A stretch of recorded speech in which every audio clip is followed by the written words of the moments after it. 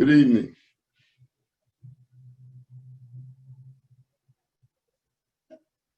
Welcome to the Services Support Advisory Board No Justice Harlem event. I'm Thomas Edwards, Special Project Manager for the J.C. Flowers Foundation Services Support. First, I'd like to thank the Services Support Advisory Board members as well as Dr. Lopez. Second, I'd like to tell you a little bit about tonight's event. It's a webinar, which is a little different from a Zoom meeting. Your video will not appear. Not to worry, you should be able to hear the person speaking, but you can't be heard. If you have questions, there's a place on Zoom where you can type it in. You may need to move your cursor or mouse to see the options. Please submit your questions at any time while Dr. Lopez is speaking. Somewhere on your screen, you will see a button with Q&A. Press that and then press the Ask Question button and type in your question. After Dr. Lopez's presentation, we will call on some of you to ask your questions. If you're called on to ask a question, we will enable you to turn on your video and audio, which allows you to be seen and heard. You have to choose the option on your screen, join video and start audio. It's a simple procedure, but make sure you look for it and hit the buttons. And now I give you Dr. Kathy Boudin. Thank you.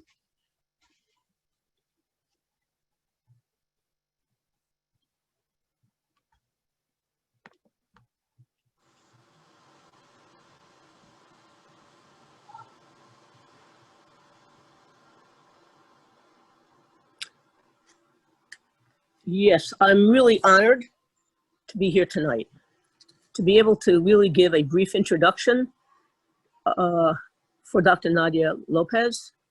And the reason I say brief is because it is really through listening to her and listening to the video about her that you will really come to get to know her. I can tell you the basic facts about her. She opened a school to close a prison. That's a summary that she created, recognizing that the school to prison pipeline was destroying the lives of young people. Instead of believing in themselves, they were treated as people who had no future. But Dr. Lopez, who became the chief visionary, the founding principal of the Mott Bridges Academy located in Brownsville, her work with the young people was to help them believe in themselves, to help them believe that they could go to college and that in college they would be able to succeed.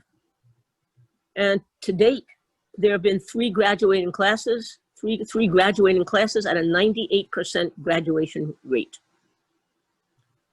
Her work has been covered in the New York Times, on the BBC, on the Ellen Show. And most important is that her work is celebrated by the students themselves. In this moment of history, having hope, starting with the hope that people have in themselves and the hope that really exists and needs to be encouraged, Dr. Lopez's work has laid a path in which people can see the possibility for themselves. And in seeing the possibility for themselves, it creates being able to see the possibility for ourselves as a society. Dr. Lopez retired from her role as principal, and it's now allowing her to be able to take the model that she has successfully developed and be able to play a role with schools, with principals around the country, and including places around the world. I think when I think about what she has done, again, I go back to the word of hope. I think we're all looking for hope at this moment. And she's someone who has figured out how to give hope to all the individuals in her class, to their parents, and to the possibility of a new society. I would like to introduce Dr. Lopez. And before she speaks, she's going to put on a video, so that the people that she has taught can make this introduction full. Thank you so much. I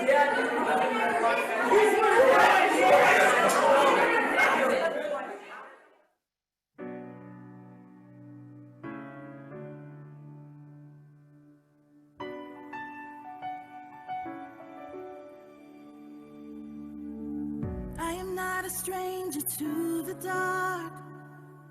Hide away, they say, 'cause we don't want your broken parts. I've learned to be ashamed of all my scars. Run away, they say, no one will love you as you are. But I won't let them break me down to dust. I know that there's a place for us, for we are glorious. When the sharpest words wanna cut me down, I'm gonna send the blood, gonna drown them out. I am brave, I am bruised, I am who I'm meant to be.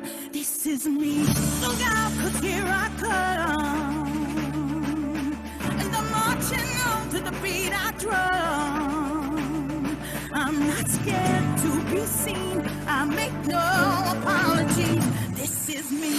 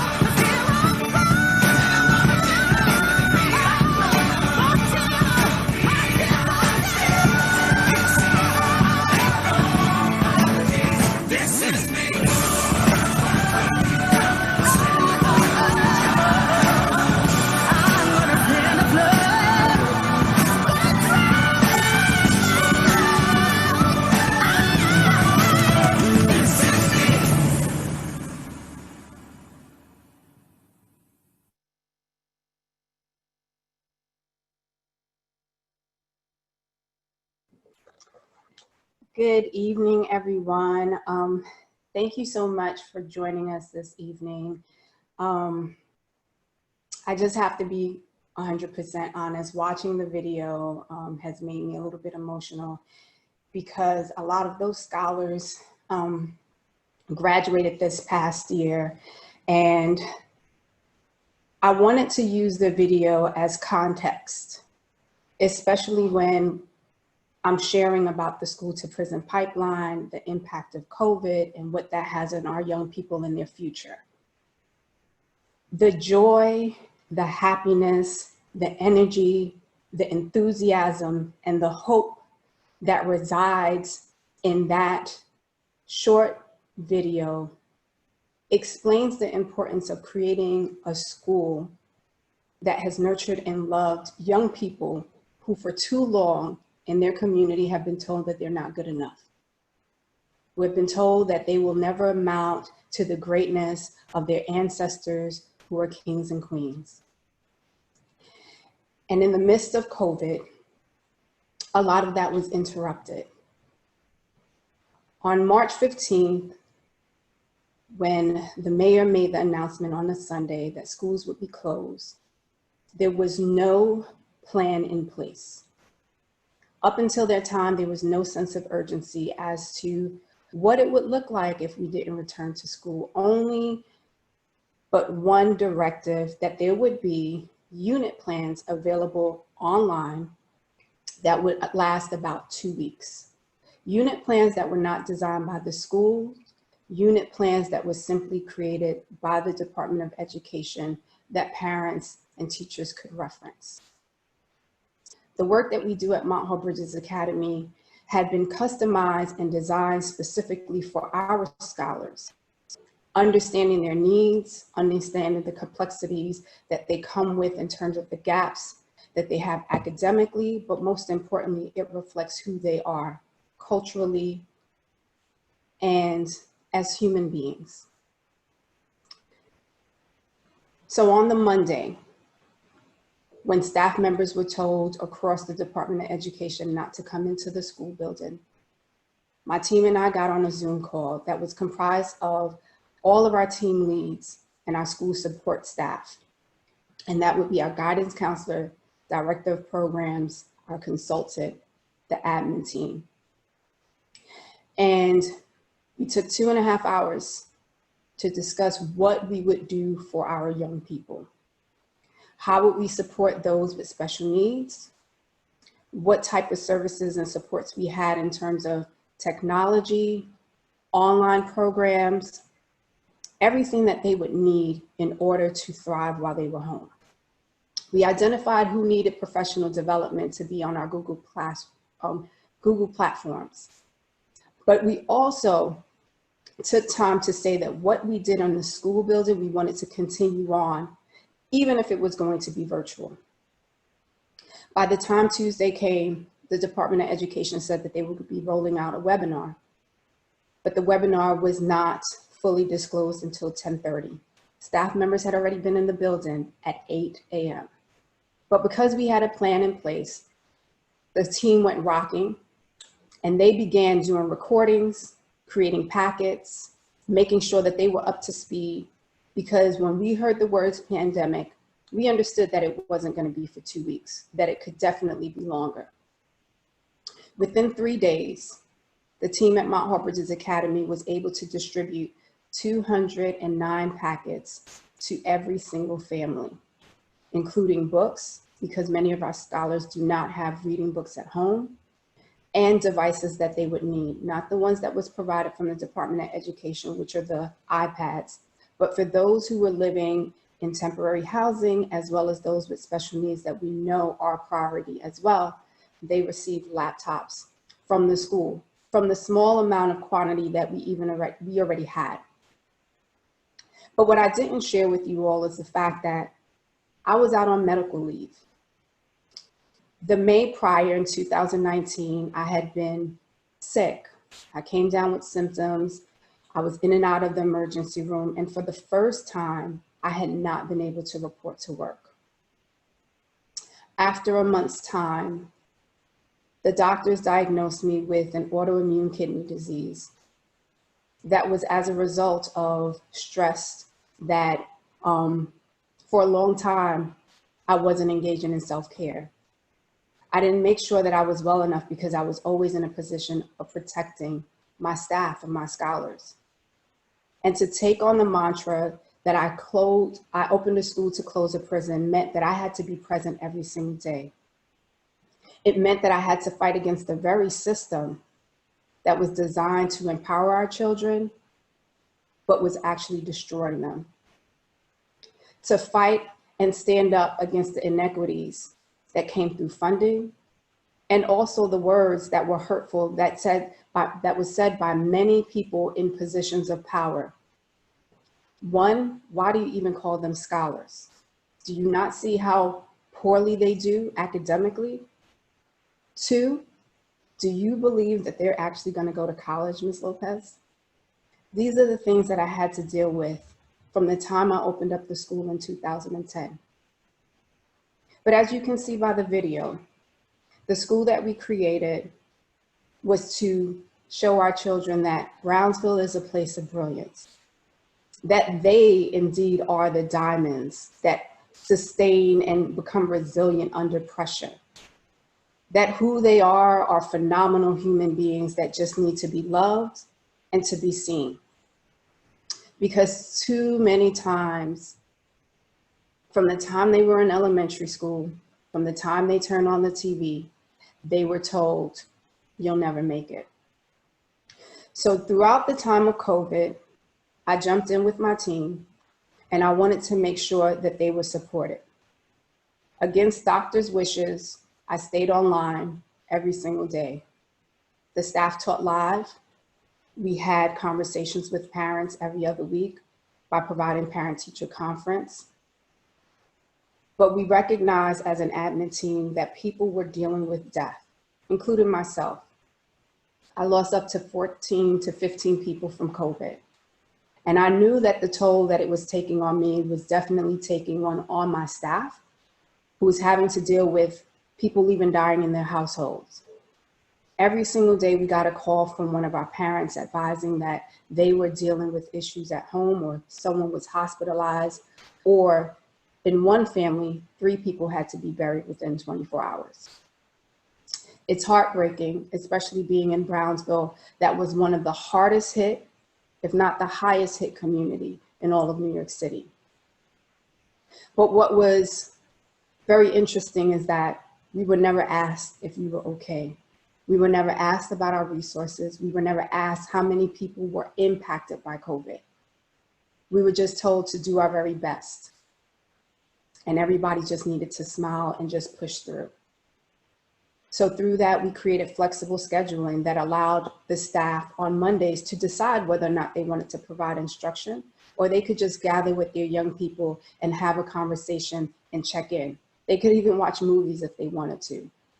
And on Fridays, we provided professional days where our staff just got together to collaborate, to come together visually to talk about some of the strengths and weaknesses that they've experienced, not only within themselves, but what they saw with the scholars.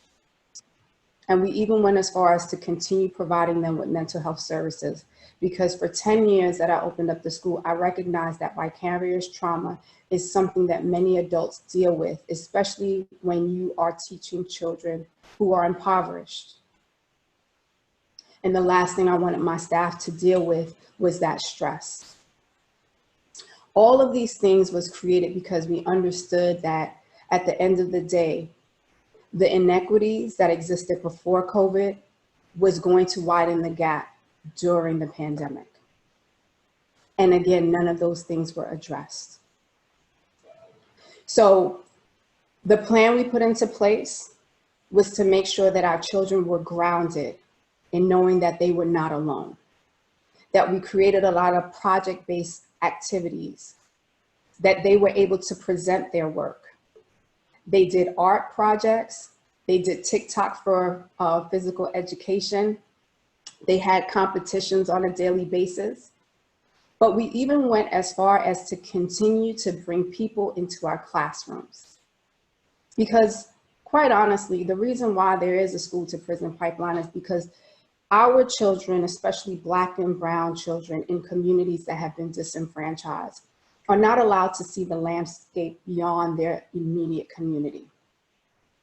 If we teach children that they come from a lineage of greatness, if we teach them that they come from revolutionaries, if we teach them that they come from abundance, imagine what they would want to do with their lives. Imagine how inspired and empowered they would want to make sure that their own community is as fruitful.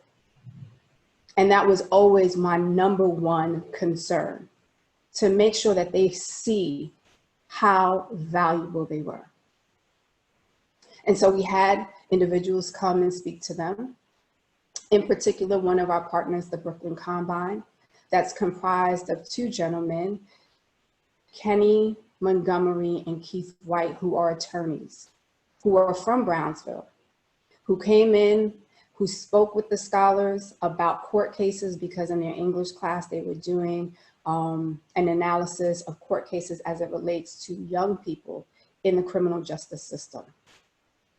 They took time to just share their experiences and the importance of them understanding the law, but also how they themselves journeyed from Brownsville to becoming the people that they are today.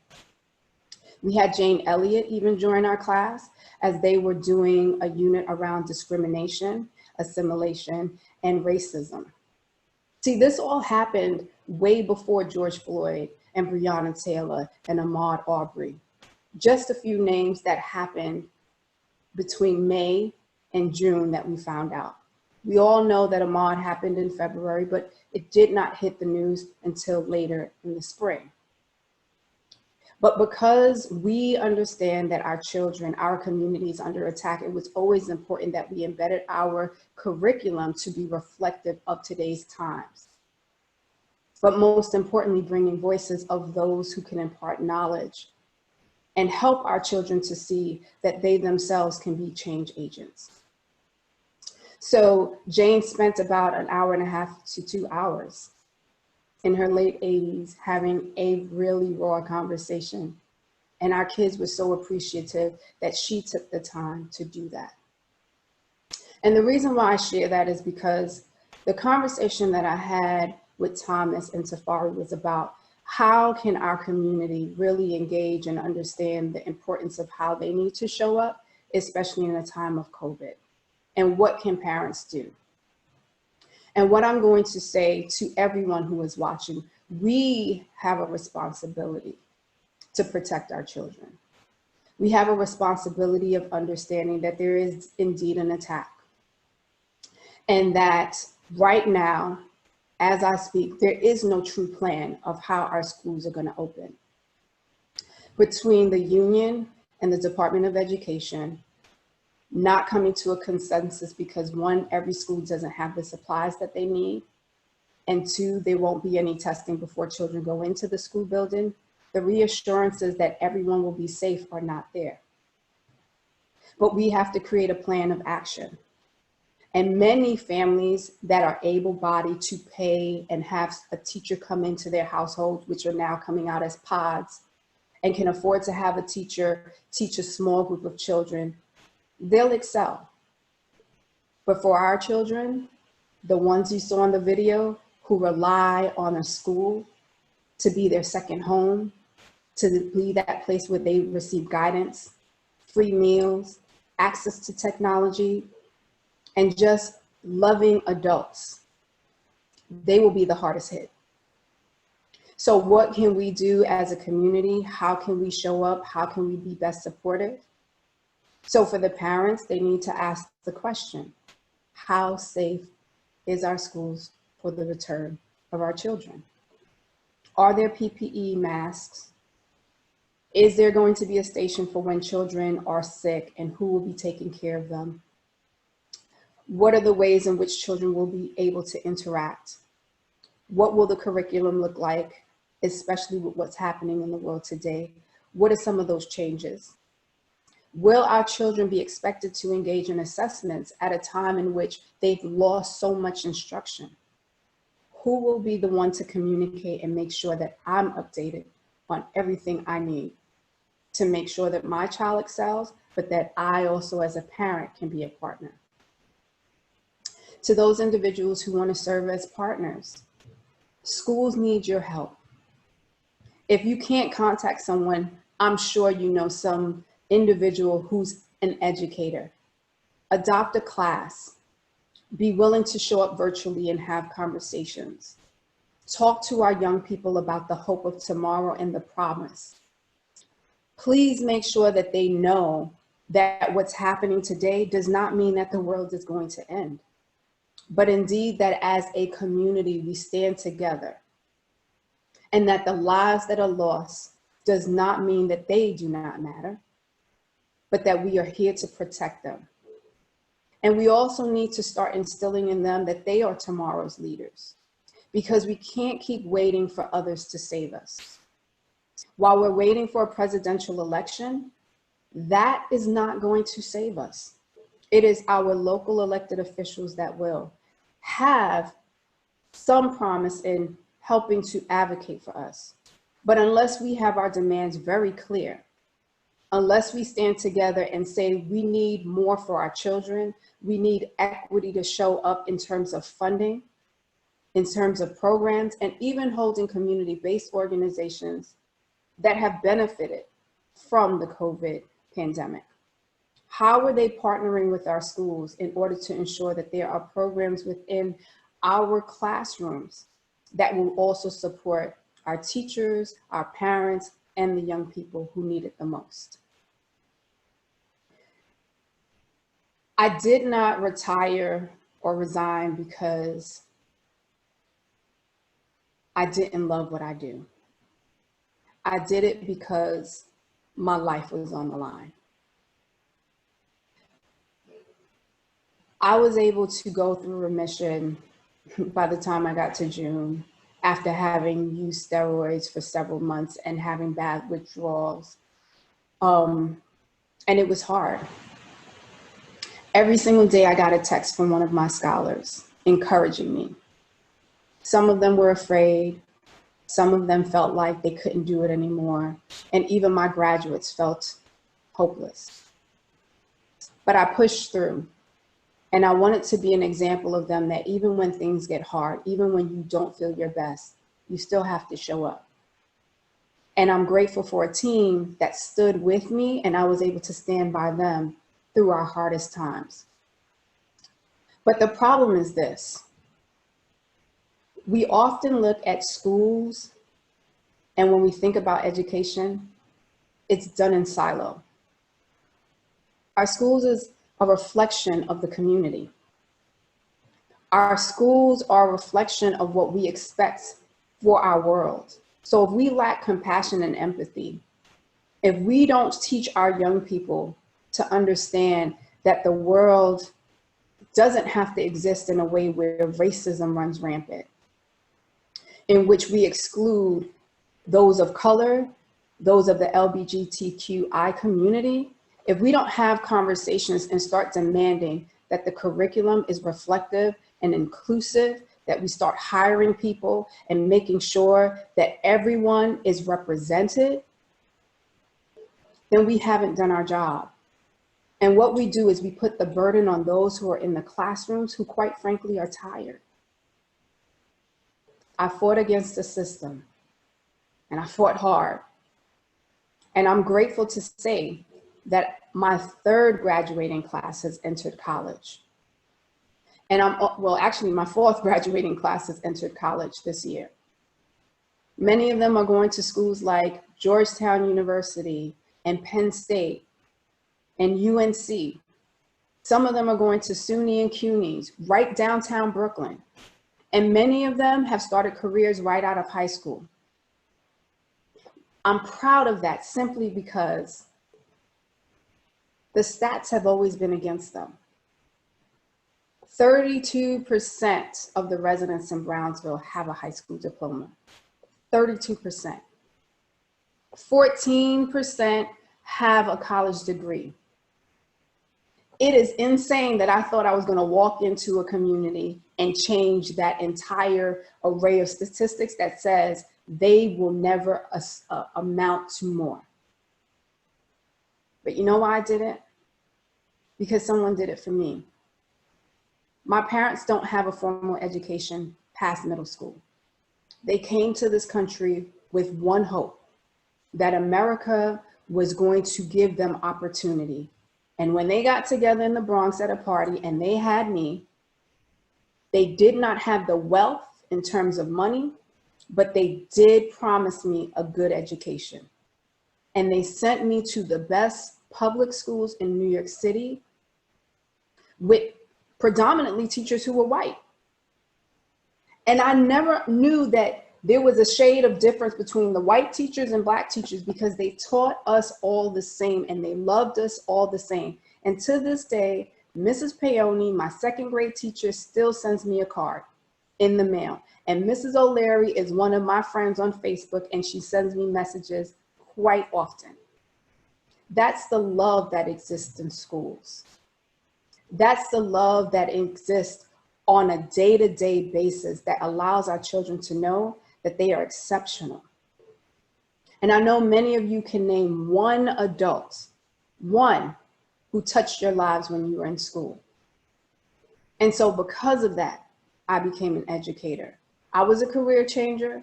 I started out in Verizon, the phone company, and then eventually I went into education after having my own child. And I realized that the greatest influence in her life would be someone sitting in a classroom. And I wanted to do the same. And so what I'm going to continuously ask you is, how are you going to show up? Think about your alma mater, the neighborhood you grew up in, and contacting that principal or assistant principal guidance counselor and saying, I want to help.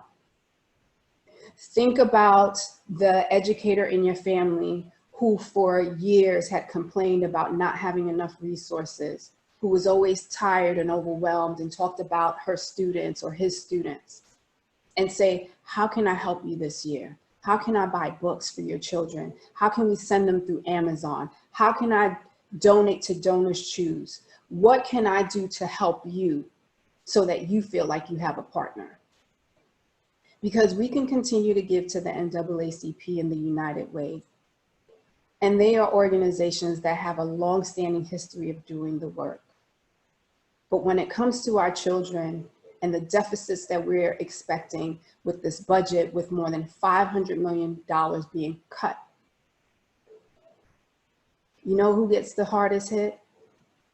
Black and brown children, the children of Brownsville, the ones who make up one of 5 communities that end up in our New York State prison. 80% of New York State prisoners are from 5 communities: Brownsville, East New York, Bed-Stuy, South Bronx, and Far Rockaway. That's a shame. And so what do you think is going to happen after COVID? All of these children who weren't able to get online, children with special needs, children with mental health issues, children who watch family members die in their houses and now they're traumatized, children who don't have anything at home that is of any way, shape, or form able to support them in terms of technology, or parents who have the capacity. What do you think is going to happen? They don't have enough money to support themselves. Their parents aren't working. So they turn to a life of crime. The gangs have been recruiting children. It makes it easier for them, more susceptible. But I just want you to know that there's hope and promise. I was able to do it. And even though I'm not in a position of being a principal, I'm still a community advocate. I'm still an activist. I made a promise and a commitment to children and to my ancestors whose shoulders I stand on. I have to keep showing up. I have to be present. And so I'm going to ask you to do the same. And so I don't want to just keep going. I want an opportunity for people to ask questions, to share comments. So I'm going to ask Tafari if he could join in the video.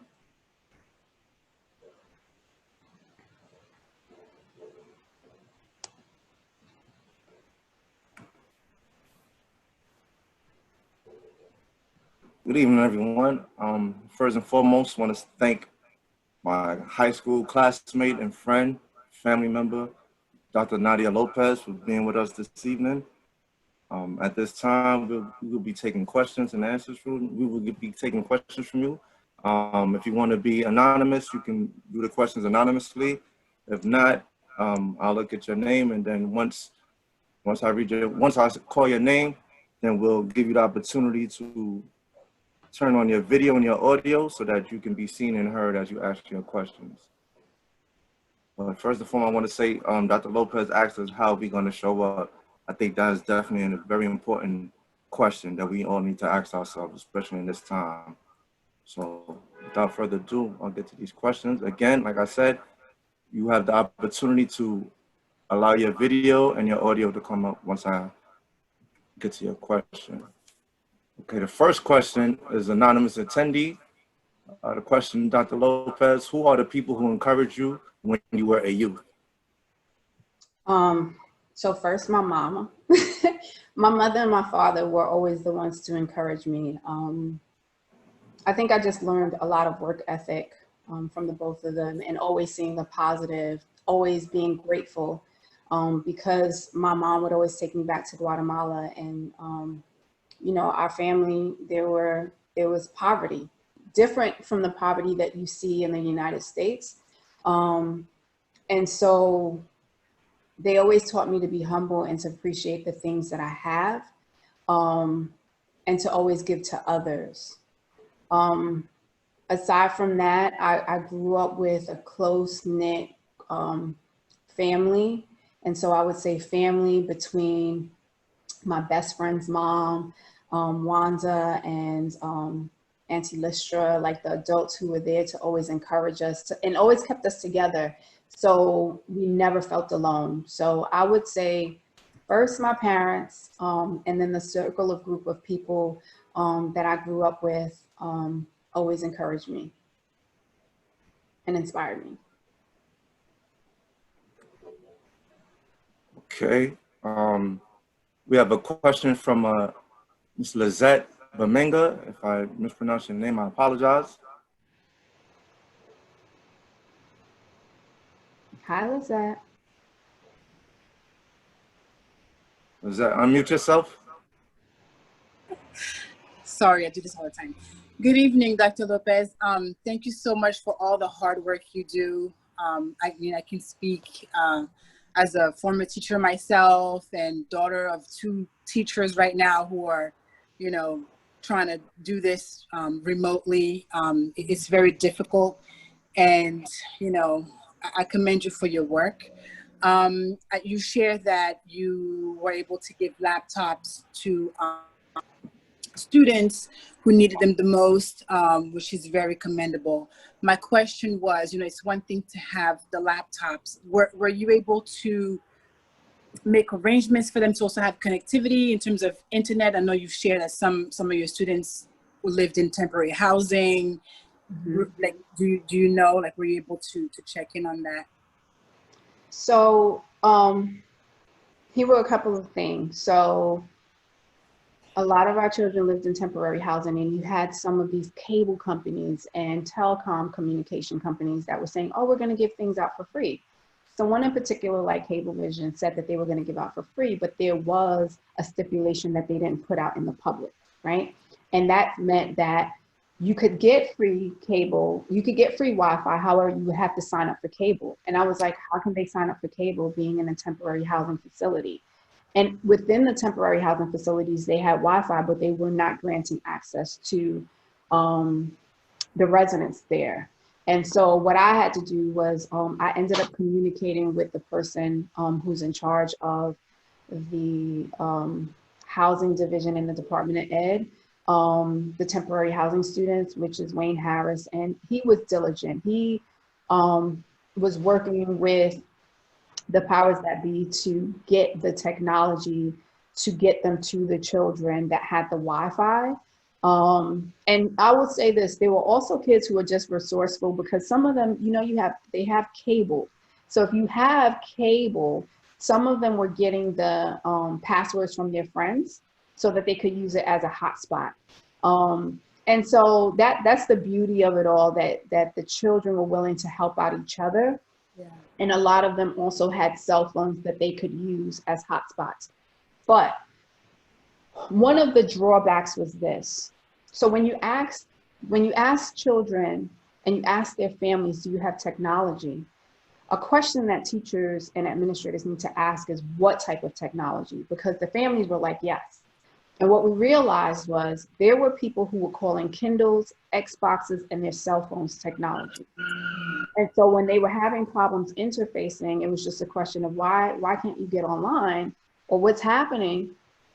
one child was like, oh, my Xbox isn't working, or I'm having a problem getting into the Google Classroom and seeing some of the videos that you all are showing. And so immediately Sharon Cadogan and Karen Cadogan, who is the principal, interim acting principal now, who was my AP at the time, and taking over the school, they went to the school building and got laptops and got computers to give to the scholars, right?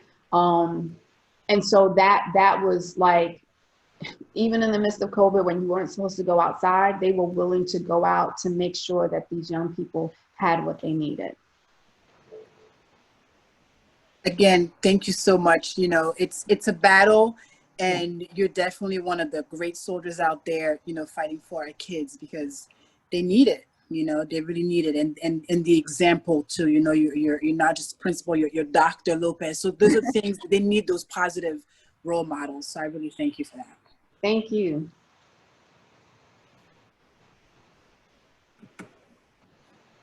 Okay, we have another question from anonymous attendee. They want to know, Dr. Lopez, how do you feel about supporting all Black schools like the one Dr. Umar is attempting to build in Philly?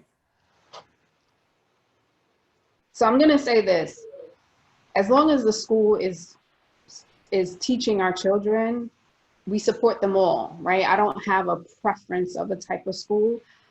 I do have a firm stance on schools that intentionally marginalize our children by treating them as though they were prisoners and having them walk in straight lines, and they can't laugh and they can't be children and express joy. I have a problem with those types of schools, but schools that will provide our children with what they need, whether it is, you know, academically, culturally. You know, Dr. Umar, knowing who he is, I don't know specifically about his school, right? But I do know he wants to instill culturally in our kids, knowing who they are historically, right?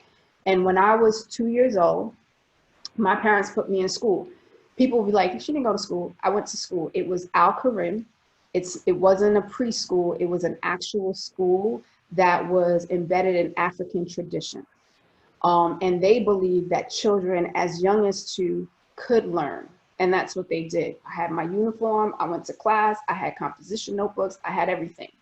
And so my foundation was rooted in knowing self. And the reason why my parents chose that specifically was, one, I had a cousin who worked there, Doris Anderson, and my parents felt that because they didn't have the Black experience as someone who lived in the United States through segregation, I, being a child who was born here, who was Black, needed to understand that, right? I needed to understand what I would have to encounter.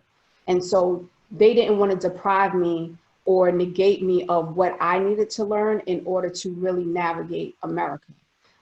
So as long as the school is about educating our children and not causing harm, I'm all for it. Okay, we have a question from Ms. Barbara Barron. Barb, you could unmute yourself and share your video.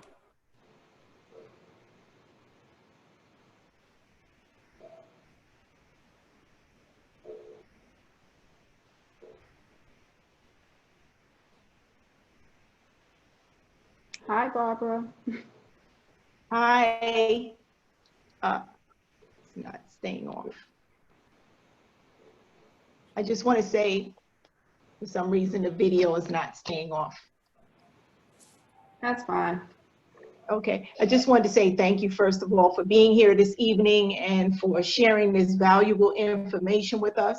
Mm-hmm. And I just wanted to know what sort of resources, first of all, I wanted to know, what is the biggest academic struggles that the schools are in Brownsville are having right now?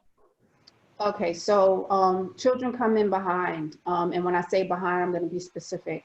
Their reading levels are really low. Their phonetic awareness is really low. Their comprehension level is low. Their ability to do mathematics is low, right?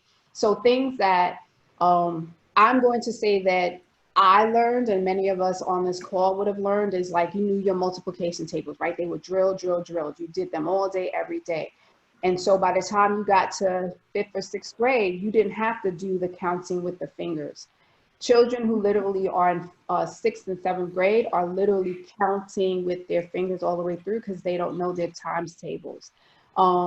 They have difficulties with just reading text. So we're expected to get them ready for 9th grade, but they come in on a 3rd grade reading level, right? They would fare better with a picture book. So we recognize that and understand that we have to close this gap. We don't dumb the work down. What we do is make better connections with what they're going to learn. And we use a lot of text that references culturally relevant characters for them. So especially, let's say in English, they read a lot of Jason Reynolds books, right? Because Jason has a lot of characters that have to deal with young people in the inner city, and they reflect his experience. They've read, but I've also had kids in 6th grade read The Immortal Life of Henrietta Lacks. And I've had people who were outraged that I had kids reading that book because that's such a high level book. Is it really a high level book when we're talking about a Black woman who's faced segregation, who's put herself last and put her family first, who has to deal with a health issue, right? How many of us know that in our families? So when we have the conversation with our young people about their homes and health risks and people who have passed away, we realize Henrietta Lacks exists in many of our families, and how many of us have been exploited in some way, shape, or form. And they could relate to that. So again, it's how you make the connections for the children. And then, there's other things that come to play is trauma. They experience trauma that makes it hard for them to learn. They've been in schools where they didn't have an adult who really truly believed in them. And they didn't get the resources that they need. When I grew up, I had a library full of books. My dad was an avid reader. We always had Time magazines, National Geographic. There was no excuse why I couldn't read. And for many of our kids, the only books that they have are the ones they have access to at our school. So things that they definitely need, they need books, right? Things that they can read at home, they need access to that. They love being online. We use things like Myon, which is kind of a Kindle that provides them with a whole bunch of different genres and titles, and it connects to them through their interests and meets them where they're at, and then allows them to move up so that they can get closer to grade level.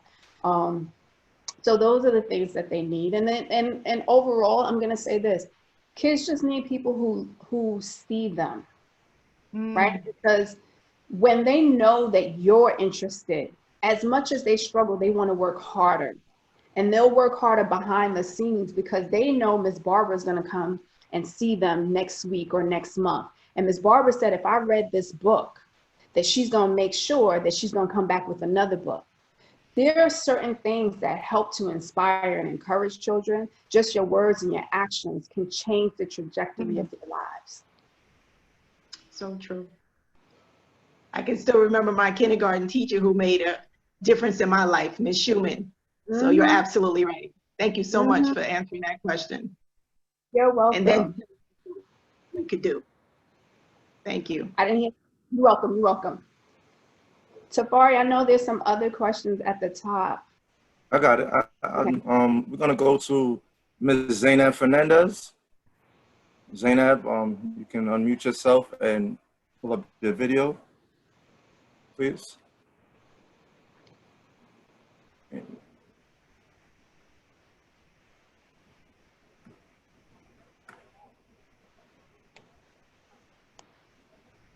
Zainab. Okay. All right, so I'll ask her question. Zainab's question is, what do you do, or what can we do to help the children stay motivated and focused? Ask them. I think sometimes we just make assumptions that they're not motivated because they don't want to, right? Sometimes you just need to ask them what's going on and listen for the answer. There's a lot that they're dealing with. You know, there's pressure that comes to children in different ways. When we were growing up, Tafari, we didn't have TikTok, we didn't have We didn't have social media, right? We had ourselves, we had our rotary phones and then the touchpad phones. And if you was on it too long and your mother picked up and told you, get off the phone, right? We knew to shut it down. Absolutely. Now, we even as adults don't put down our phones. We're so caught up in the technology. So kids are watching other kids do things and they're feeling like they're missing out on something. And they don't know how they can be great in their own sense. So sometimes it's just like talking to a child and saying, what do you need? What do you want? What's going on? How are you feeling today? What do you miss? You know, what can I do to help? Those things, but don't ask 10 questions in one sitting, right? Just one question, what do you miss? What will bring you joy and happiness? And sometimes they'll be like, I don't know. Well, tell me one thing that made you smile or laugh before we got into COVID, and they can tell you. Tell me your favorite movie. Start there, because they're human beings, and sometimes they don't have the language, or they've never been given the opportunity to express themselves in a way that we honor them. Because how many of us are struggling, right? And no one is asking us, you know, how can we stay motivated and what can we do? So I would say do those things. And then also, if it's your own child, find ways in which they can connect with other people. Like finding, you know, my daughter is 18 and she's in college, and COVID was hard, and finding ways of keeping her motivated was extremely hard. The only thing that got her really, really motivated was when she found out when school was going to open and she could move back. Oh, she was so super motivated. So sometimes they also need a goal to get towards so that they can get, you know, encouragement as well. I hope that answers your question, Zainab. Okay. Thank you for that. And thank you for that question, Zainab. Next, we have Molly Albrecht, and apologies if I messed that name up. Molly. That's my friend Molly. She's from Bard College, and I always work with her and her school of students, and she's a professor, and they actually get books for my kids. So I donate my time. They read my book, The Bridge to Brilliance. I'm going to plug that. I have a book, The Bridge to Brilliance. It's on Amazon. But Molly's students, as part of her course, they read the book, and then I donate my time and I speak to them at the end of the year, and then as their gift, they give the kids books. So thank you, Molly. Yeah, my honor. Can you hear me? Yep. Okay. So Nadia, I was, you know, as you were talking about, I really grabbed onto that one sentence, adopt a classroom. And there it is, Bridge to Brilliance.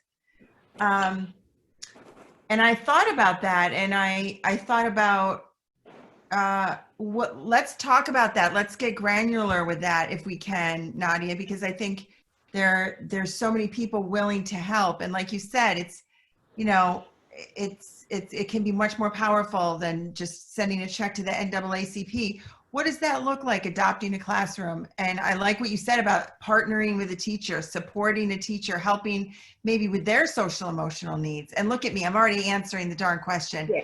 I'm going to be quiet. I'm going to let you talk, but I'd love to hear a little bit more about what that would look like for the year. So first and foremost, there are so many teachers who are out there who are struggling. And I don't think that teachers or just educators in general use the power of who they are. I'm going to speak on behalf of educators and say that it's a rewarding and remarkable profession, but we are so disrespected.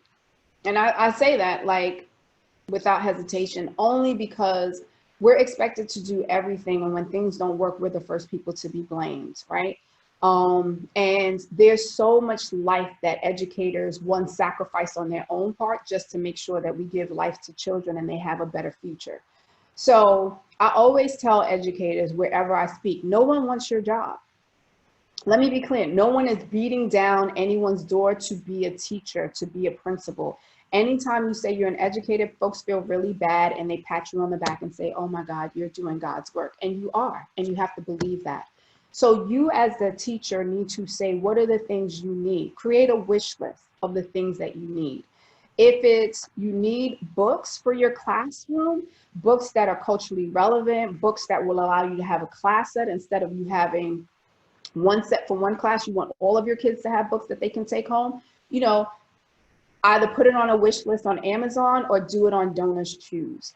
If it's technology that you need, you want every child to have a laptop, and maybe people could invest in the Chromebooks. Chromebooks aren't that expensive depending on what you go through. And you say, I would love for someone to donate 25 Chromebooks for my kids. You know, people would be willing to do that. If you are someone who has a skill, for instance, you can provide social emotional support. You can do some type of therapy. You can do art therapy with children, right? Because that's a terrific way in which young people could express themselves and use that as an outlet beyond the school, and for adults as well. Be willing to share that and say, I'm willing to do a workshop with your class. Maybe it's twice for the year, maybe it's just once, but we have to be able to almost do like a bartering system. And again, go back to that village mentality. What do you have that can be a benefit for us? And what do we have that we could be a benefit for you? Because quite frankly, when people start to realize the impact that they have, especially in our young people, and how they can actually change their lives and be a positive influence, you get your soul fed in a way that is indescribable, right? Because the thank you and the love is immense. So I'm just saying those things. There are plenty of people who will have a myriad of things that they would want, they would need. And then like if there's people who are working in specific professions, Black and brown people are underrepresented in tech, architecture, engineering. The fact that there are only about 2,500 architects who are Black in the United States is a problem, right? Tech, there's only 9% of Blacks who represent tech. Within the field of film and entertainment, we are underrepresented, yet we put into the economy $1.3 trillion. So the same way we can expend money on everyone else, we need to be investing in our schools and our children, because the US has already said $80 billion is what we're going to invest in prisons. And with COVID, because people haven't gone to jail, quote unquote, right? We got to fill up those prisons. So what are they going to do? The offenses that our young people will make now because of the dire situations they're living in is going to make it easier for them to go back to prison. And so we have to be the ones to say no more, that we're going to show up, that we're going to make sure we protect them, that we're going to be the bridges, the bridge to brilliance. And so what I'm going to plug on another side of it, as much as I created this book, I also started a nonprofit organization, which is named The Bridge to Brilliance, because I believe every single person, every single human being, every adult can be a bridge to helping our children become the brilliance that they deserve and need to be. Thank you. Good to see you.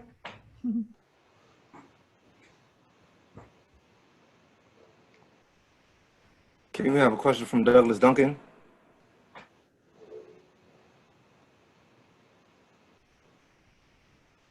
Can you hear me?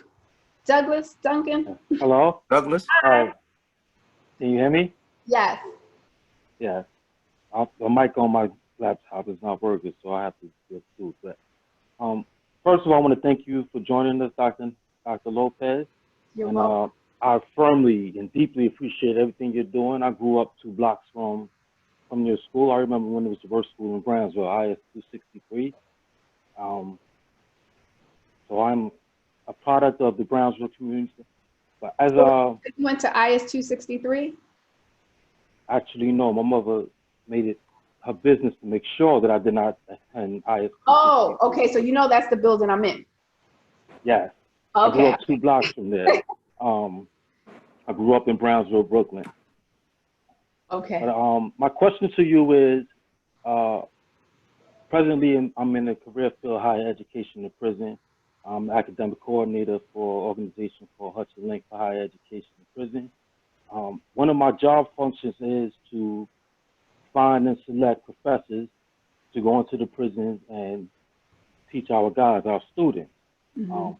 One of the challenges that I found in doing that is looking for certain characteristics, traits of certain professors, mainly looking for professors who are not going to try to capitalize off the experiences of my students, my guys. Most of what would take, how can I say this, intimate and compassionate approach to their education, sort of like how you built at Mott Hall. What paradigm did you use when you selected your staff, specifically the teachers who spend the most time with the students and have the greatest impact on them? So let me tell you, that's a fantastic question, Douglas, because it wasn't easy. Let me start by just saying that within the 10 years, so physically I was in the building 9 years. My 10th year I did remote leadership. I had to transition, and I say transition because people had to just leave. So whether they left because this wasn't the right place or they left because they could never be in front of children, I probably removed 24 people, right? That ranges from secretaries, paraprofessionals, all the way to educators and guidance counselors. Most schools can never say that they had that much turnaround unless they were a charter school. The way I was able to do that is because, one, I stayed in my school building until 11 or 12 o'clock at night because my specific focus was to be in the classrooms throughout the entire day.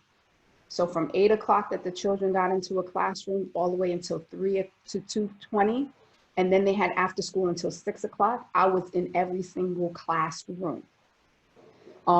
Because there are people who are going to come into your building or into your organization, and they're going to give you all the things and sound really great, cover letter, they say all the good things, and then they get in there and you're like, what in the hell, right? So when we do hiring, we hire people with a committee. That was always first and foremost. I never hired people as the principal. I hired them with a group of individuals. So my special ed lead was there, director of programs, guidance counselor, assistant principal, a parent if they wanted to, and scholars. Like there was a crew. And the reason why I did that, because you don't fail just me when you don't do your work. You fail this entire team that you committed and you may have given false information to. And so you have to understand that you're coming into a family and that we are hiring you for our children. And if you don't do your work and you don't show up and you're not willing to work as hard as us, then we all need you to go. You understand what I'm saying? So it required first a team, right? And being very clear about what it is we want.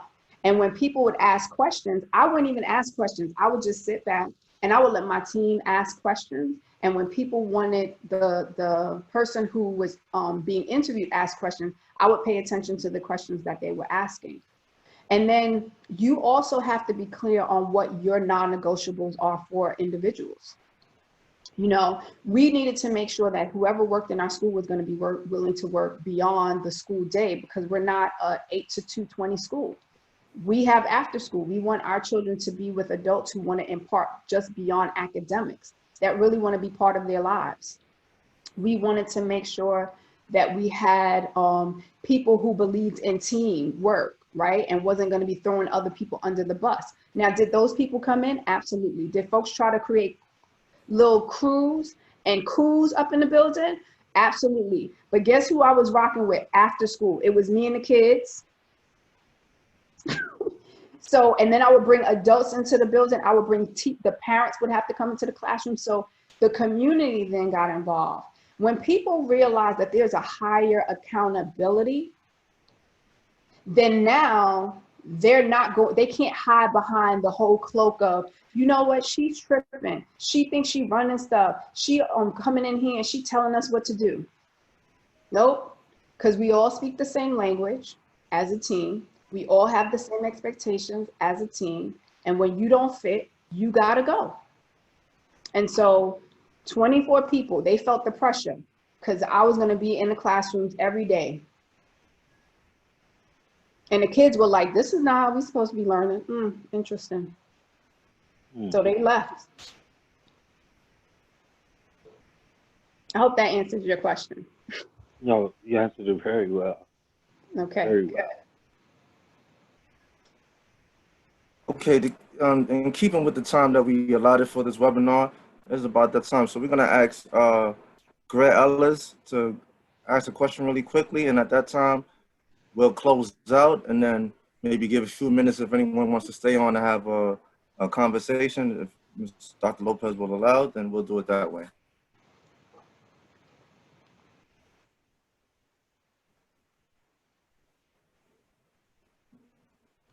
Hi.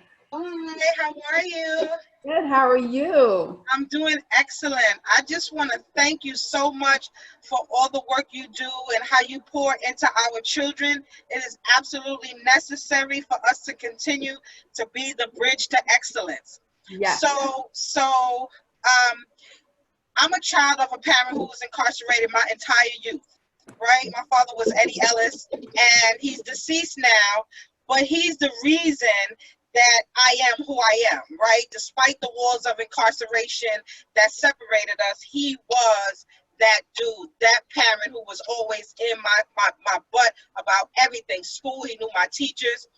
But so now I'm a social worker, I'm a restorative justice practitioner, and one of the things I've learned using restorative practices is we have to allow our children to understand the root causes and effects of the choices that they make, right? Mm-hmm. And so I'm curious as to how do you teach the scholars to deal with conflict? Because, right, that's where a lot of the problems come from, because our kids don't know how to use their voices, use their words in order to handle the situations that they encounter.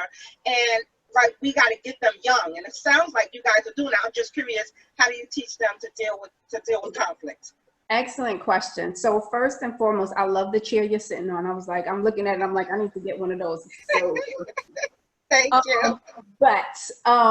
So you know what's so funny? I know that there are people who are on here who are part of my team, and I never use those words like restorative justice practices that people will come and be like, oh my God, you're doing restorative justice.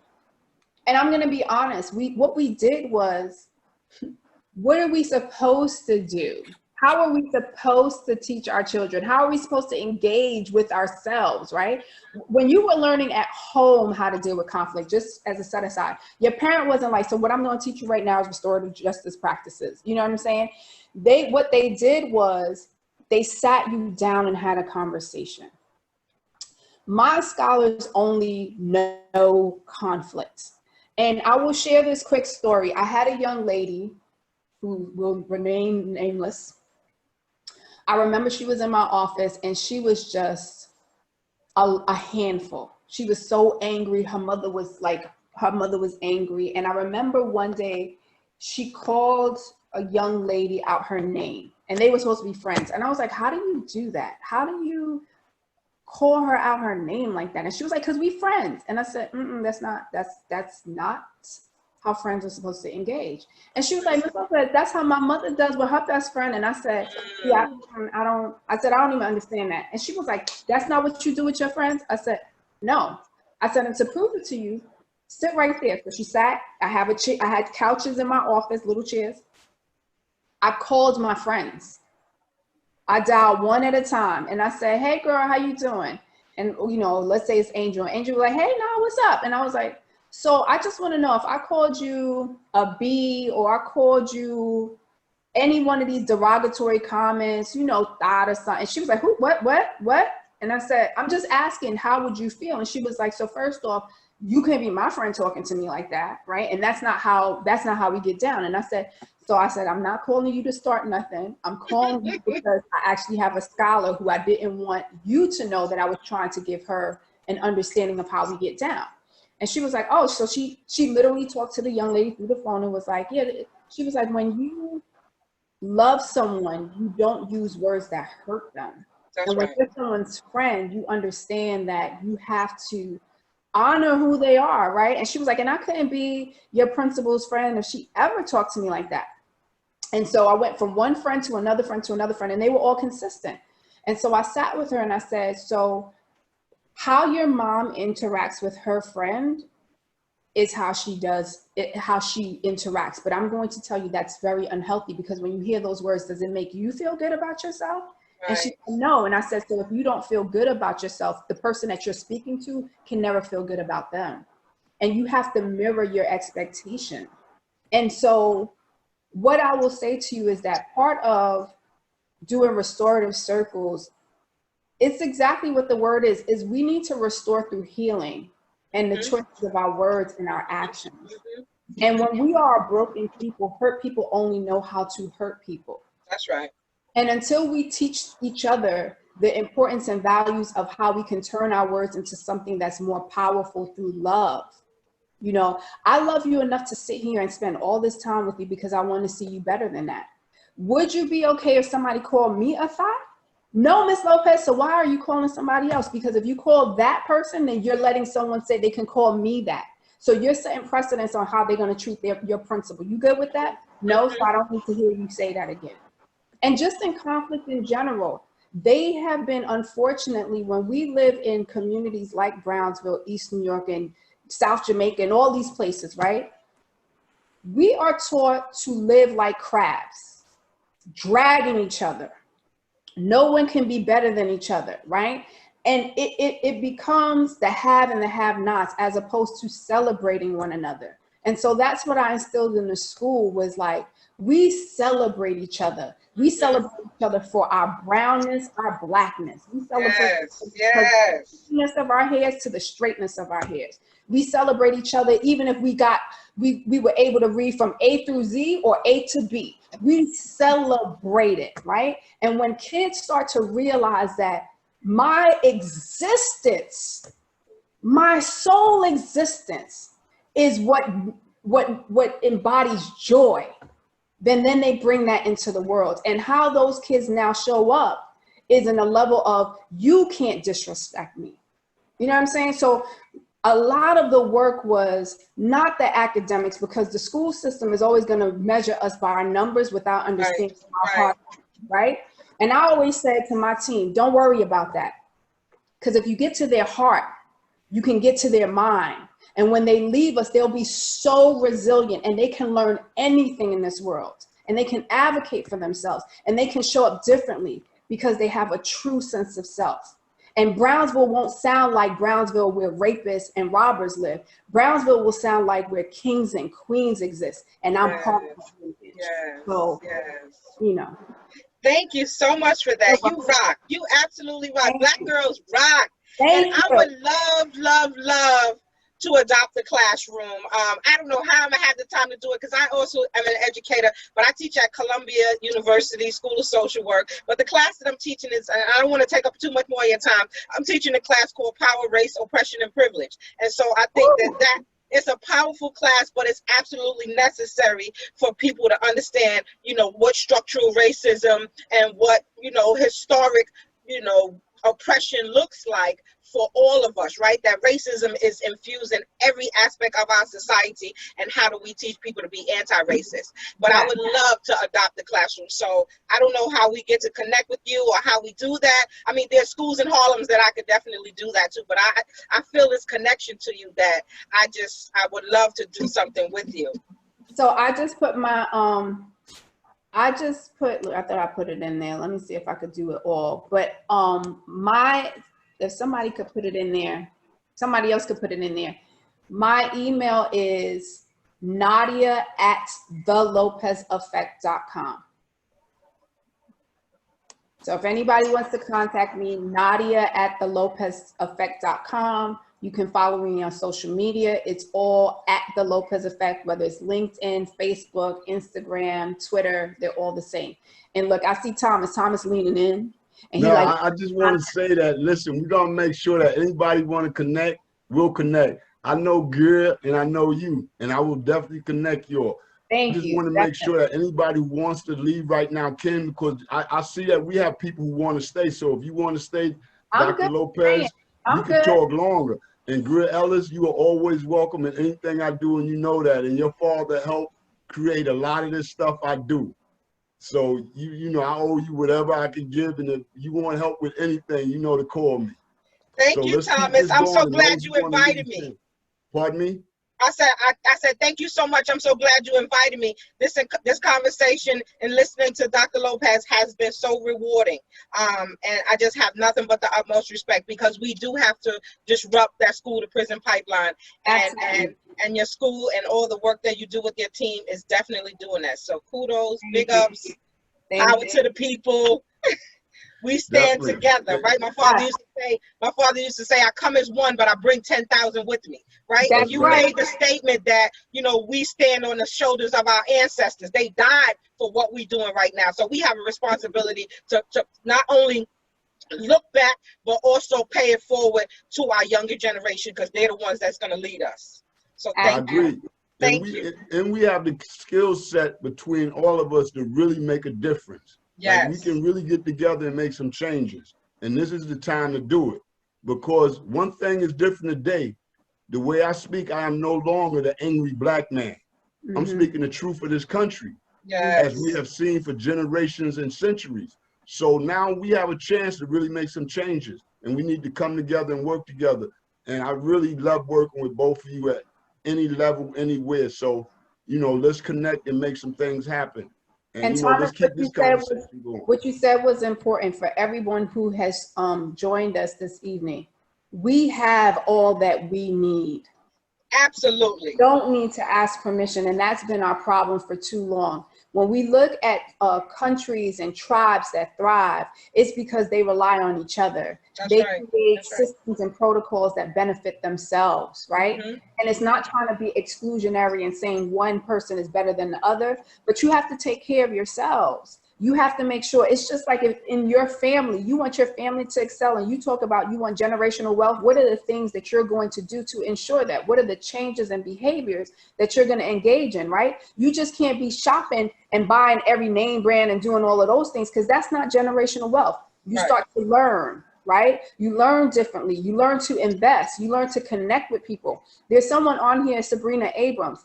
I've known Sabrina through the Brooklyn Combine. Sabrina came to my school, and she is a financial genius. Okay. Like I don't have no, like, I've learned so much through her, because I'm that type of person. If my debit card works, I'm good. Financially, I'm good. Right. You can't live like that. That's not how you're supposed to live. She literally came up with a program, came to my school, taught myself, taught some of my staff members and kids about take $5, make that $5 flip into $10, make that 10 into, you know, and you don't even think about it, because when you think about finance, you want to start with 10,000, 20,000. She was like, no, start with $5, because you develop the discipline from the 5 that goes to the 10 to, and that's growth, right? So with that, she then starts this tribe years later. So I'm part of this tribe, and I'm teaching not only myself, but my daughter, investing in stocks, making sure I understand the value of this, you know, silver versus how we look at money, because money ain't got no value because we're in a deficit, and all of these things. Black woman supporting, and look at her, she showed up, right?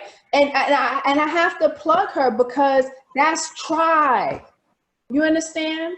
And she doesn't have to. She has a daughter. Her job in and of itself is crazy.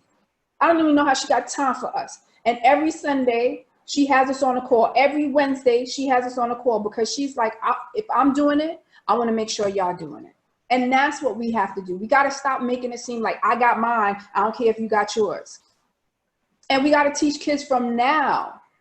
This young age, they should be learning entrepreneurship. We need to change our entire school system, right? If we teach children, especially Black and brown kids, the value of money from young, We start teaching them, give them bank accounts. We partner with bank institutions.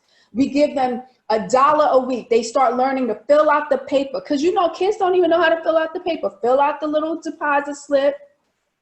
Go to the bank, teach them how to work the app, take a picture of a check, right? Do a cash app, make your transactions. We need to start teaching them now. We need to start making sure that they're considerably always going to be a consumer. Producers is what we need to be making at this point. So until we start pushing it, I was like, look, the average income in the projects is $11,000. Why y'all think kids are robbing other kids? They don't have no money. Their parents don't have no money. So we need to teach them entrepreneurship. Year 1, we put in entrepreneurship in that school. It's year 10. They learn how to make money, how to make products, how to pitch an idea, even if they decide they don't want to do that. But they're not going to walk out this school not knowing the value of money and how to make money. That makes sense, right? Absolutely. Instead of y'all telling me, well, according to New York State, children need to know X, Y, and Z, and then when the kids leave, they don't know nothing. And then they end up in jail. Oh, okay, no, that's not what we're doing. I'm sorry, y'all, I will go off. So. Nadia, that's why you were chosen. It's not a problem. You see, people are still engaged, and that's why we're here. But we're not going to be much longer. I'm going to call on Kai Edwards. I think you're still logged on. If you are, you can unmute yourself and share your video so that you can ask your question. And I don't know if Sabrina was going to say something too. So at some point, because she's on as well. Okay. Oh, I apologize. We can go to Sabrina. Oh no, I wasn't gonna say anything. She has me blushing over here.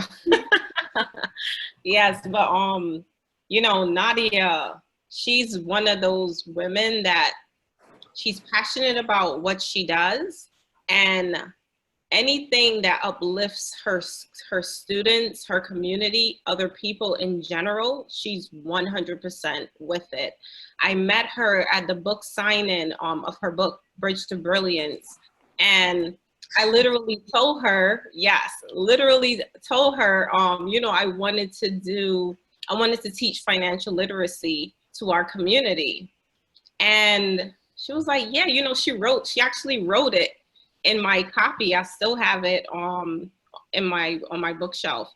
And fast forward a few months, it was the day after the election when Donald Trump was elected.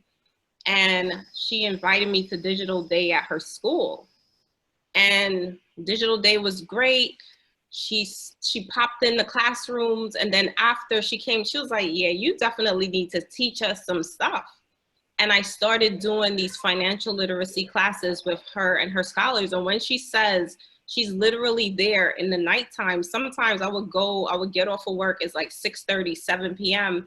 And it'll be Nadia, a couple of teachers, and a few students, handful of students, and we're going over some lessons. And it's like, she's so passionate about getting this information for her scholars, you know, and I just admire her so much. So thank you so much, Nadia. I had no idea. I had no idea you were gonna mention that, a financial genius. That's like, no, because you are. And I want to make sure people understand what's so important about what you said as it relates to the day after the election.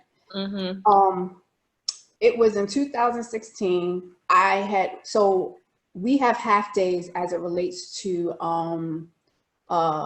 open school, parent teacher conference. And what we found was kids don't want to come to school half days because they feel like we're not going to learn anything anyway. So what we decided to do was make it a thematic day. So we find a specific theme, and that particular year it was around Digital Day, because I found that children only think of tech and digital spaces as Facebook or Instagram. They didn't understand, like, there's so many other ways that you can use technology.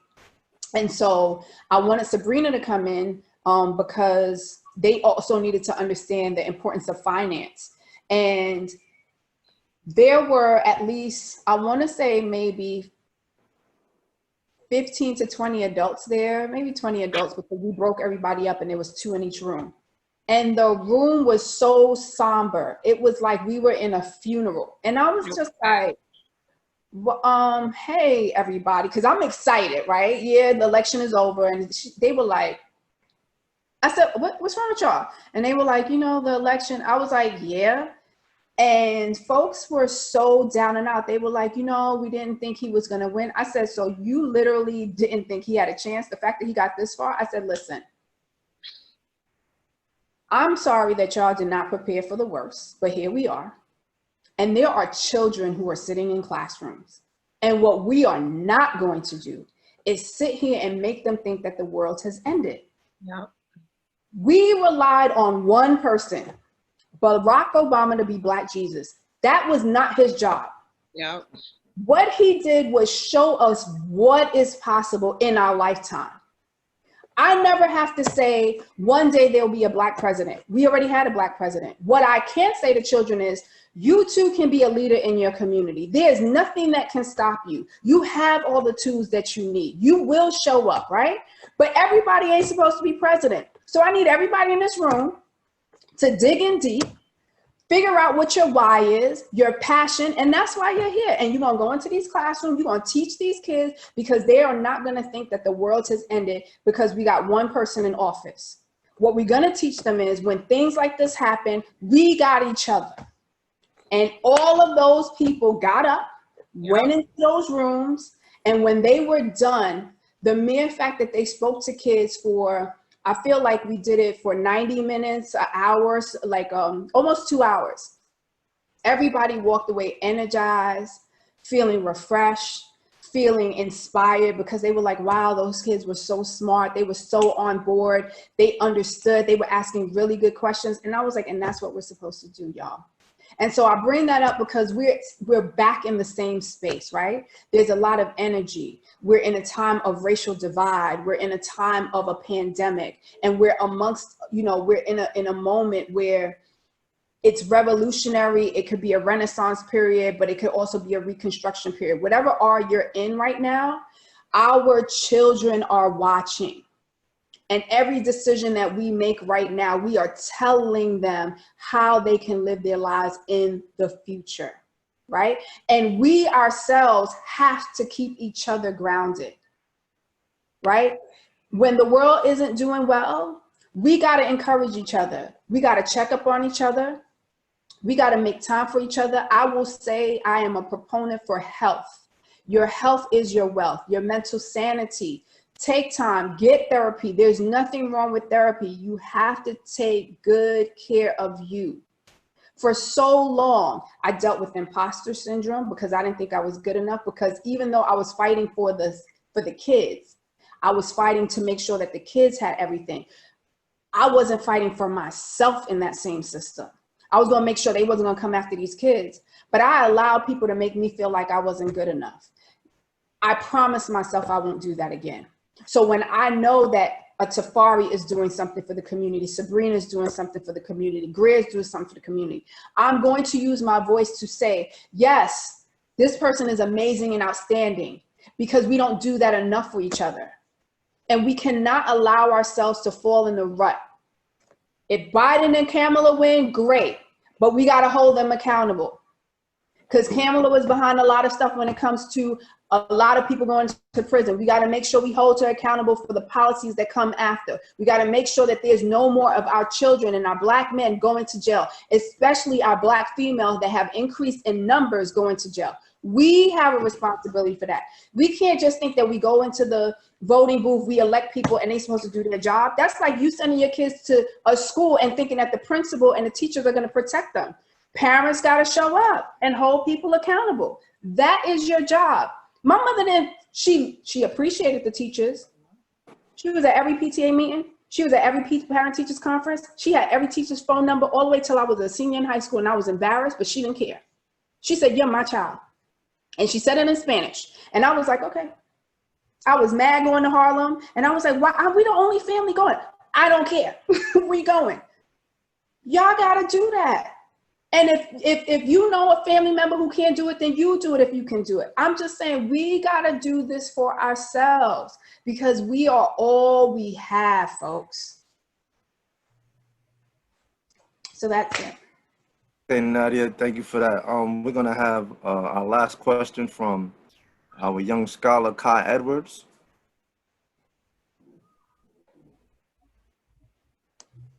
My question for today is, what age did you know what you wanted to do? Ooh, child.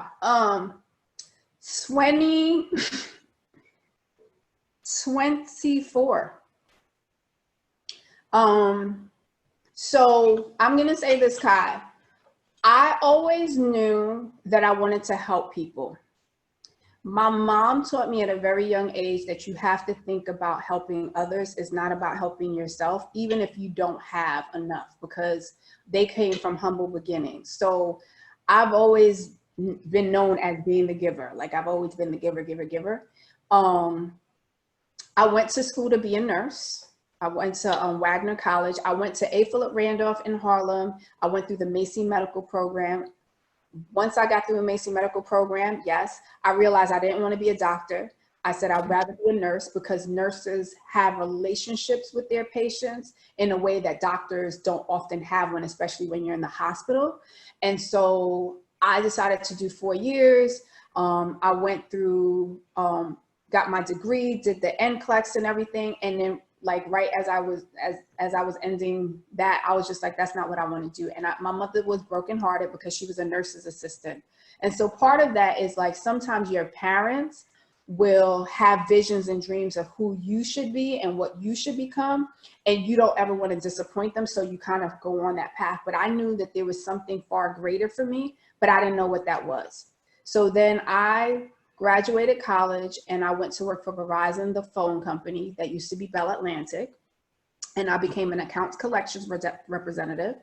I did not like that job because you're literally on the phone all day and you're collecting money from people who are very angry. But sometimes you're in positions that you're developing skills that you had no idea that you would need. So the good thing about working for Verizon is that when you deal with people who are upset about their phone being cut off, you realize they're not upset with you, they're upset with their circumstances. And why that was so helpful is because when I became a teacher, I realized that parents weren't upset with me, they were upset with their own personal circumstances. So I could recognize that because of the work I did at Verizon.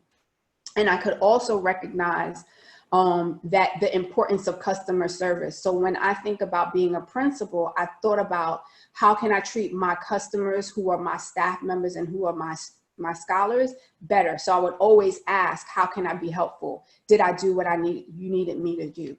And so when I had my daughter, I was 24 and I would look at her and I thought about all the time that I wouldn't get to spend with her because I was at work. And an opportunity came for me to apply to become a teaching fellow in New York City. And that's how I ended up in education. But I didn't figure it out until I was 24. And then once I became a teacher, I realized that leadership makes the difference. Because as a teacher, you can do phenomenal work, but the culture, how kids are treated and how adults feel in a building is how the leader holds everyone accountable. So they set the rules. They're the ones who, if they say good morning to everyone in the morning, the rest of the teachers say good morning to everyone in the morning, just because how they lead the building. And so because I recognized in some of the schools that I was in, that wasn't happening, the only thing I could think of is I have to be the person that I want to see. And I became a principal. And I wanted my kids to know that principals can be fly, young, be cute, but still be about their business, can come from the hood, you know, can talk that Brooklyn slang and do all the things, but have to be intelligent and show up in a way that people can never question your intelligence. And so that's what drove me. So I say that to you because I don't want you to feel like you have to know what you want to do for the rest of your life right now. And if your parent is there, I want them to understand the importance of just letting you figure it out. I have to do that with my daughter. I learned through my mother, and I had to teach my mother to let me be, and it was a hard lesson. But now as a parent, when my daughter wants to change her major or she wants to drop a class, I don't even get upset. I'm like, whatever makes you happy. Because at the end of the day, it's going to be a life that you live, and you have to be passionate and enjoy what you study and what you will do in the future. So I hope that answers your question. Thank you. I would like to share something with you all. My name is Malia Young, and when I get older, I would like to be a defense attorney. Ooh, yes. I love it. Excellent. And just so you know, Nadia, that young scholar right there is our very own Thomas Edwards. That's his granddaughter. Oh my goodness. And I'm sure. So you see, like, even through your experience, you figure out, right, what you want to do. So like I said, my experience of seeing my mom help other people and putting me in really, really good schools, I may not have known specifically what I wanted to do, but what I do today pays homage to every single educator who made a difference in my life. So you knowing what your grandfather went through, I know that you will be an excellent attorney, and whatever you decide to do, you're going to be awesome, because you already just show how brilliant you are. So thank you for sharing that. Absolutely. Absolutely. Thank you. You're welcome, sweetheart. Again, like I said earlier, we are way past the time. So if anyone wants to log off, feel free. We won't hold it against you. Just want to thank everyone, the attendees, and as well as the panelists. Thank everyone for coming out tonight, or for being a part of this tonight, excuse me. Used to be in the live events, but anyway, want to thank everyone. Definitely want to thank my sister, Dr. Nadia Lopez, for being dynamic, as I knew she would be, from the advisory board and the circles of support funded by the JC's Foundation. We'd like to extend our deepest appreciation for you for this webinar this evening, and I'm sure we'll be looking forward to doing this again. So Nadia, it's up to you. If you want to take a few more questions or whatever the case may be, or if you, like somebody said, you might be tired of talking for over an hour and a half now, so that's up to you. I missed this. I would have been doing this at school, so it's okay. Fine. So again, participants, attendees, if you want to stay on, if you want to ask some questions, we could still do question and answers. But if not, everyone have a good night, and just thank you all for being here. I definitely want to send my appreciation, I'm sure it's because of Nadia, to our fellow classmates from A. Philip Randolph that attended the webinar tonight. Definitely thank you for showing your support. I know we both got on social media and let everyone know that this was going on. So thank you again for that. Yes, and that was another great school with Lottie Taylor and Principal McFarland. And I will say, I don't think we really had run-ins. I didn't have run-ins with any of the leadership in the building, but we just had such a, high school was the bomb. 4 years of absolutely. There's not a day that I was like, oh God, why I gotta go to Harlem? I looked forward to the day. I see you, Avis. Definitely thank you, Avis. Thank you to Zainab. Thank you, Wetland. Our fellow campus Cougars. Definitely appreciate I want to point out the way you guys are talking about high school. I think that's an exception for most of us that go up in certain communities. We don't have those fond memories. I have no good memories of high school. I mean, it was just a place to go meet up and then go do some other things. But you two was nurtured in a way that it should be just normal. And I think that's something that we have to work together. When you talk about Sabrina and what she brings, what Greer Ellis brings, it's so many people that we can change that experience for our young people in our communities. And it's something that, you actually started doing already. And we can kind of use your blueprint and move it forward. Well, see, one of the things that I did was when I went to junior high school, I feel like it was just a different time where you knew what junior high school you wanted to go to, and you knew the teachers and whoever was going to be there. And then from there, you knew what high school. In my small knit junior high school, our I would say assistant principal, Miss Holmes, God rest her soul, she controlled where we were going to go. She played a hand in what school you was going to go to. So a majority of us got into Brooklyn Tech. They got kids who went to Stuyvesant, because we were a small, gifted and talented school. There were only 88 kids. But the problem was that many of us couldn't thrive in a school like Brooklyn Tech because it was just way too large, right? Like you have 4,000 kids. She was like, nope, y'all gonna get lost. So she would send cohorts of us to A. Philip Randolph. She had a relationship with Lottie Taylor. And Lottie Taylor wanted the best and the brightest kids. So she was like, yes, no doubt, bring them up here. And so from Crown Heights, I had to get on a train every single day. It took me 48 minutes to get to school. I had to go through that park that was dangerous as hell, but I loved it. I was like, I'm going to school.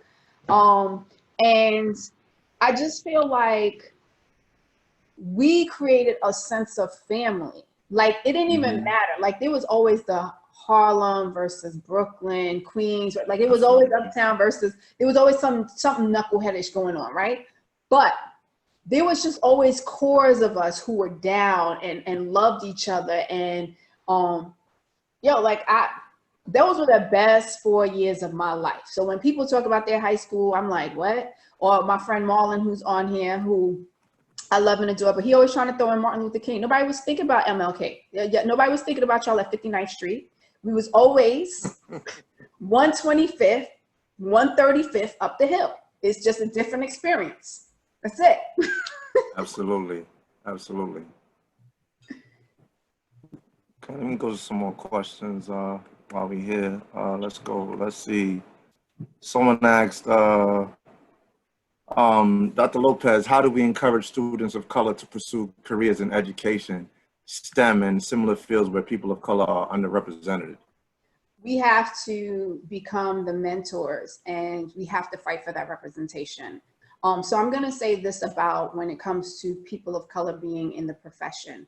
I personally didn't want to go into education just because I remember myself as a kid, and I wasn't a bad kid, but when I remember in A. Philip Randolph, I was like challenging the thought process of a lot of our teachers. And I was just like, I don't want to deal with me or some of my classmates in class. But because of the people who influenced me, I could really recognize the amount of impact they have. I know that there is an intent of not having people of color in our classrooms. I didn't get selected by the teaching fellows. Like I went through the whole process, and I know I did a phenomenal job with my demo lesson and answering questions, and they did not select me. My saving grace was my she was deputy superintendent, but prior to that, she was my assistant principal when I was in junior high school, Auntie Vi, which is Viola Abbott. And when I told her director of HR that I hadn't gotten selected, because they were making arrangements like, oh, you're gonna work in a District 13 school when you get into the program. And I got a letter that said I could not handle the rigor, that they felt that I could not handle the rigor of the program. And so they would decline me as a candidate. And I was like, what? I told Sandra, who's the director of HR, about the letter. And she said, you know what, this conversation between you and I never happened. 2 weeks later, like in between that time, I was like praying to God, I was writing in my journal, and I got a call from the executive director apologizing for sending me the wrong letter. And I asked Sandra, how is that possible? And she said, so your Auntie Vi sent the email and she wanted them to, no, she said she called them and she wanted them to put it in writing, specifically how you failed, to show that you can handle the rigor when she was one of the educators who taught you. So then that meant she failed you and a myriad of children. So she needed them to put it in writing so she could correct what she had done. And they couldn't do it. And so I say all that to say someone had to sponsor and do it for me. When I became a principal, I made those same phone calls because there were a lot of people who weren't selected through those alternative programs. And they were letting a lot of people who weren't about our community, who didn't reflect the vision that should be instilled when it comes to children of color and being able to allow them to see their possibilities. In terms of STEM, that's why we do a lot of programming. Particularly in Mott Hall Bridges Academy, there was a lot of programs that we did, like Digital Day, Storytellers, We have She Is Me, where we get women to come in and talk to our young girls about things that they do. So chemists, and chemists, because they are the ones who make makeup, right? So no one ever thinks about chemists are the one who are do makeup, do the beauty lines and stuff like that.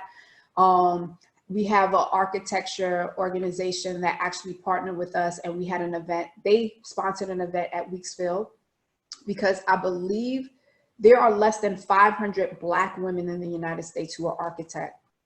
And I believe there's 1,400 Black men who are architects. And each one of them knows their number of what number of architect they are in comparison to the thousands, tens of thousands of non-Blacks. And so majority of them are white, right? Or Asian. And so they did an event at the school where, so Weeksville had 40 kids, the ones who had, like, they had an interest in design, engineering, and architecture. And then the other scholars stayed in the building, and they had a whole bunch of architects and engineers go into the school building. So at the same time, simultaneously, everyone is being able to meet with someone within that field. So it's relying on us, one, to bring those people into our school buildings. It's important that organizations partner with schools, because if there is underrepresentation, the only way we can increase that is actually by exposing our children. They only aspire to do the things that they know is possible, right? Like, because I would always talk to my kids about architecture, and we would take them specifically to high school. So that was the other thing. 6th and 7th grade, we make sure we take our scholars to high schools to visit, so that they have the experience of seeing what high school looks like and understand what the expectations will be, right? And you have some who like journalism, right? And you have some who like law. You take them to the different schools. You don't take a class, like let's say 601 is gonna go to the School of Law and Justice, when you only got 2 kids who want law. You break up the school in terms of, so what is your interest? Everybody who wants performing arts gets to go to performing arts schools. All the kids who like journaling get to go to a school that has journalism, and so on and so forth. And so that way kids become exposed. It's layers, right? It's not an event, it's layers. And then also just teaching them math, science, technology, engineering, and arts exist in everything that we do. Every single thing. And sometimes when we use the word STEM or we use science fields, kids think of microscopes, they think of labs. They don't think about everyday things that they could be creating, right? Like structural engineering, chemical engineering. They don't think about biology, you know, how they could be veterinarians. If any of y'all have animals, you know how much it costs to have an animal and how you got to pay cash. There is no payment plan. You know how much money they make? I was like, damn, I wish I would have thought about that, right? There's things that kids could be exposed to even now that they can start thinking about becoming. So we have to partner and make sure our kids see those things and the people who look like them coming in to have those conversations. Excellent. So yeah, at this point, we're going to take one last question, and then we're going to definitely close out now. It's almost 2 hours in. So I'm going to give you a question that was in the Q&A. Let's see. Okay, I think this is a good question. It says, hello, Nadia. Can we get into the details for others who want to really roll up their sleeves, and what does adopting a classroom look like? That'll be our last question. So adopting a classroom, there's no really formal way of doing it because there is no structure for doing it. So 2 things. If you want to partner, let's say, with my organization, the Bridge to Brilliance, that's exactly what we do, making sure that we do the programming that's required in schools. But think about a school in your neighborhood. So if there is a school in your immediate neighborhood or your own personal alma mater that you want to be able to give back to, it's simply a matter of sending an email or getting in contact with a teacher from that school and saying, how can I be a sponsor to your class? I would love to offer my services, or we would love to provide you with the materials, right? I think that there are so many organizations between churches, sororities, fraternities, nonprofit organizations, and just grassroots people and folks that are just friends who are like, yo, let's just get together to do something good. All it requires is for you, it's simple. If you know me or you see me speaking, or there's people online, right? There's a lot of teachers who are online. You just reach out and say, hey, how can I help? Can I sponsor your class? Do you have a project that you're working on? Is there a need that you have? And they will be more than happy to say, yes, I need X, Y, and Z. I think that sometimes, again, we think about, there always has to be a formal way. There has to be like a sign up. And that's why things never get done, because it's really about calling. All you need, someone's email, someone's contact information. So start with what you're familiar with. If it's your alma mater, do that. If you work in a particular neighborhood and you know that there's a school that you walk or drive past and you're interested, go there. If there's a family member that works in a school, ask them what you can do to help. But it's as simple as asking, and then from there, roll up your sleeves. When they tell you what they need, you figure out what you have the capacity of supporting them with and make it happen. I hope that answers your question. Hey, Nadia, I just saw this really great question, and they're partners with us. I want to get this question out, and this will be the very last question, I promise this time. It says, it's from Susan Prinsky. It says, hi, I am a volunteer with the Coalition of Concerned Legal Professionals. Thank you, Nadia, for an excellent presentation, and thank you, Thomas and J.C. Flowers. Her question is, we often advocate for people trying to get help for IEPs or other education-related issues. Have you had to struggle with the DOE to do the great work that you're doing? Yes, and that's why I got sick. And I don't say it lightly. No, it's, whew. So your work around helping young people with IEPs, I can tell you, I wish Sharon Cadogan was on here. I don't know if she's on here right now, but literally fighting for what children deserve. Like, one, you have a psychologist, just to get a psychologist who knows what they're doing and to write the IEP correct. There was a time when I kept saying, how come none of our kids have ever been identified as having dyslexia? I'm so confused. Like, I've never read an IEP with kids having dyslexia. And these kids got dyslexia because I'm sitting with them. I would have lunch with my kids and they would have difficulty reading in a way that I had to teach them, because I was a special ed teacher, so I should share that. Teach them the strategies that will make it easier for them to read and recognize so that they can overcome some of those challenges.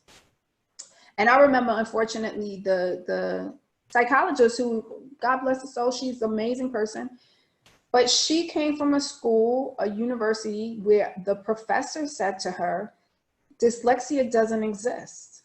That was a phenomenon that people try to capitalize on. And I was like, what?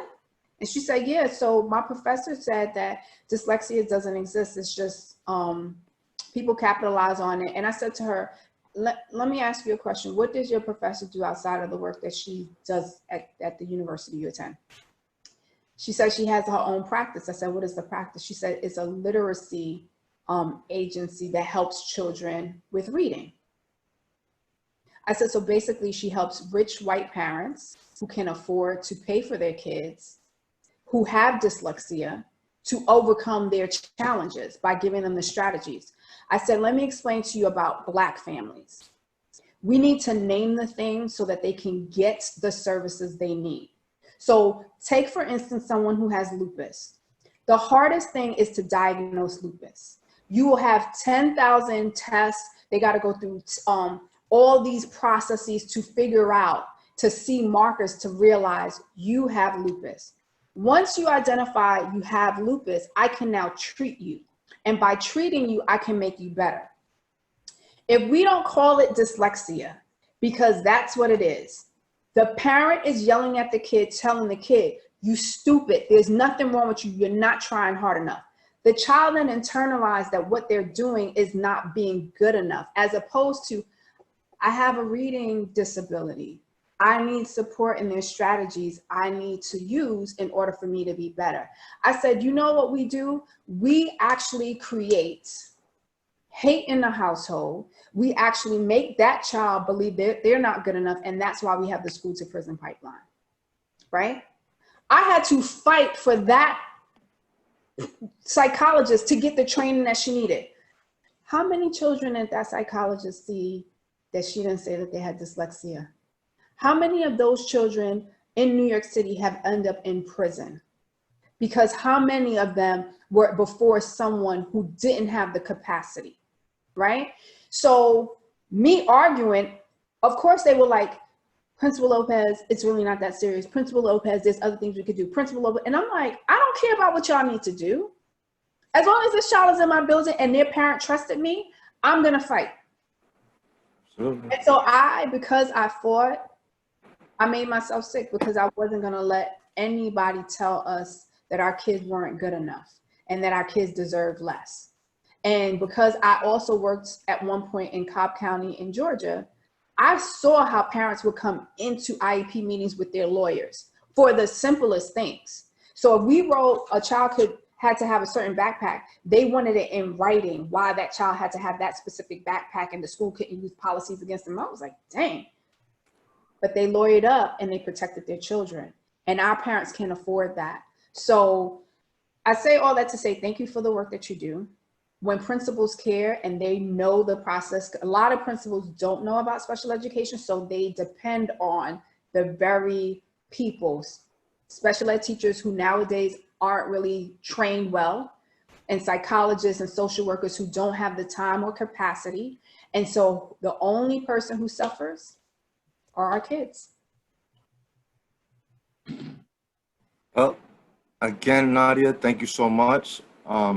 I'll be remiss without sending my appreciation to my other half, my better half, and Taya Williams, who's also been on the webinar all night, as well as my son, Ronald DeBose. You know, family support is very important to me. And Yeah. Nadia, definitely thank you and keep doing the great work that you're doing. And yeah, you did it.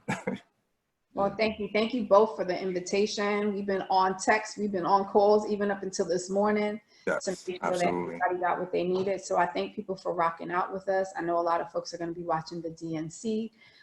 But, you know, in the meantime, folks, I just ask that you take real gentle care of yourselves, watch your energy, and protect each other. Because like I always keep saying, we are all we have. Thank you so much. And on behalf of the J.C. Flowers Foundation Service Support Advisory Board, I want to thank you and everybody else that was a part of this event.